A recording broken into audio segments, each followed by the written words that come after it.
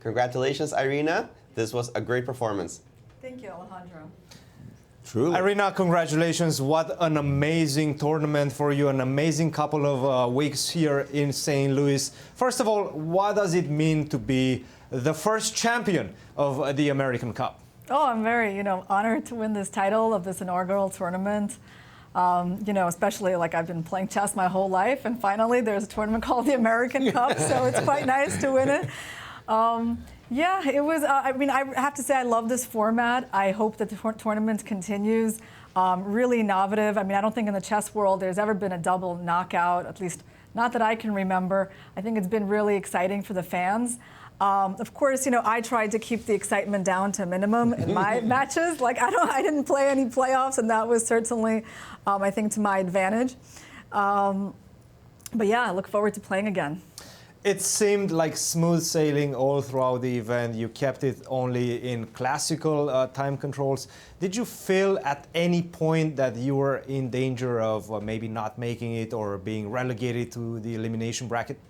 Well, it's definitely the toughest point in my tournament was the match against Begim. There was, of course, a point in that first game where I knew I could lose. Things were going very badly at some point towards the end. Once I got past that, okay, there was still a second game that was quite difficult as well. I think once I got past that match, things were much more under control. On the surface it does look very smooth. Yeah, I know, but you can't. But underneath there's like so much preparation and like thinking about what you're gonna play. There's definitely effort beneath the surface. Tell us a little bit about that, elaborate, because it does, for us at least, it felt like you were just in the zone all the time. Every single day you played precise, you played calm chess as well. What was happening behind closed doors? Yeah, nothing too exciting, but I think like for me, this tournament, the dates of this tournament were a little bit challenging, because they were basically began Holy Week. And this is like normally a week I would spend a lot of time in church, and I still tried to do that, during that whole first week.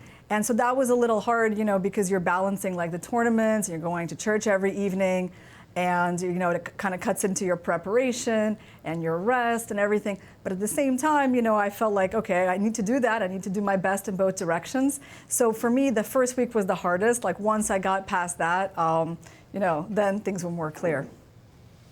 Thank you. And Irina, as far as today's game went, I couldn't imagine it to have been better scripted for you. The opening is something you're very familiar with. You have a great deal of experience against isolated queen pawns.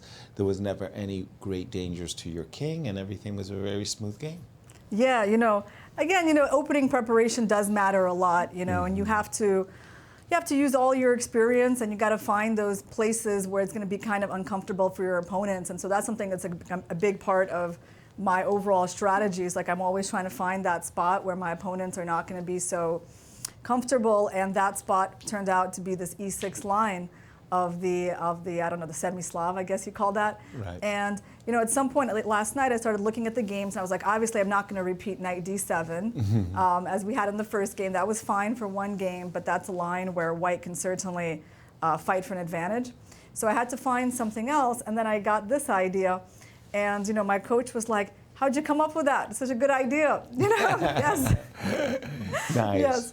Well, congratulations. I'm sorry to interrupt you, but we do have one remaining game, and the players are getting into time trouble. So rather than, I was just going to ask you, do you look at the other game while you're playing? Like you just kind of go over there? Yeah, very little. Very little. Okay. But it kind of feels like, in a way, this game is a little similar to their game yesterday, isn't it? There's something that looks like they're in this end game again. There's a bishop on the board. Yeah.